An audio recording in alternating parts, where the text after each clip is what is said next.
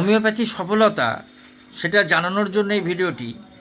এই যে সামনে ভদ্রলোক বসে রয়েছে, বাদল যন্ত্র বর, 47 বছর বয়স। 1 মাস আগে আমার কাছে এসেছিলেন।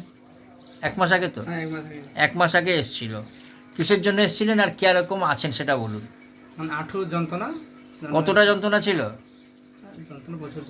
প্রচুর যন্ত্রণা ছিল। হাঁটা চলা কষ্ট করতে প্রচণ্ড কষ্ট হতো, বসতে অনেক সমস্যা অনেক। এবং উনি প্রথমবার এসে ওষুধ খেয়ে কেমন আছেন? প্রায় 75% ভালো হয়ে গেছে। 75% ভালো হয়ে গেছে। আর ভালো হয়ে গেছে বলে এই যে আজকে যতজন আছে সবাইকে নিয়ে এসছে, এনাদের নিয়ে এসছে। তো আপনি এই যে হোমিওপ্যাথি ঔষধ এখানে প্রথম খেলেন না এর আগেও খেয়েছেন? না, এর আগে খেয়েছি। কিন্তু এরকম রেজাল্ট পেয়েছেন কি? এরকম পাননি। তো এইটাই জানানোর জন্য ভিডিও, যে হোমিওপ্যাথির উপর যদি ভরসা করা যায়, সঠিকভাবে যদি ওষুধ দেওয়া যায়। এনাকে আমি 2-4টে খালি সিমটমস বলবো। এনার এই যে হাঁটু ব্যথা ছিল, হাঁটু ব্যথার সাথে সাথে ওই জায়গাটা একটু কালশিটে ভাব ছিল, এবং ওনাকে জিজ্ঞাসা করেছিলাম কি দিলে আরাম লাগে। তো উনি বলেছিল ঠান্ডা বরফ বলতে পারে, ঠান্ডা বরফ দিলে খুব আরাম লাগে। আর তার সাথে যেটা পেয়েছিলাম যে ওনার গাটা ছিল একটু ঠান্ডা ঠান্ডা ভাব, মানে গায়ে যায় হাত দিয়ে ঠান্ডা।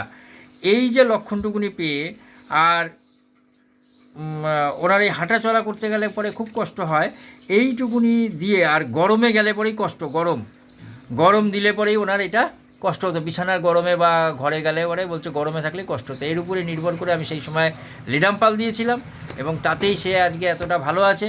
তো এইটা জানানোর জন্য যে হোমিওপ্যাথি ওষুধে ঠিকভাবে চিকিৎসা করলে পরে ভালো হয়। আপনি খুশি কি? কতটা খুশি? ভালোই খুশি হয়েছে। এবার আপনি বলুন, আপনার গ্রামে তো অনেক রুগী দেখেছে, তারা প্রত্যেকের কীরকম কী মনে হয়?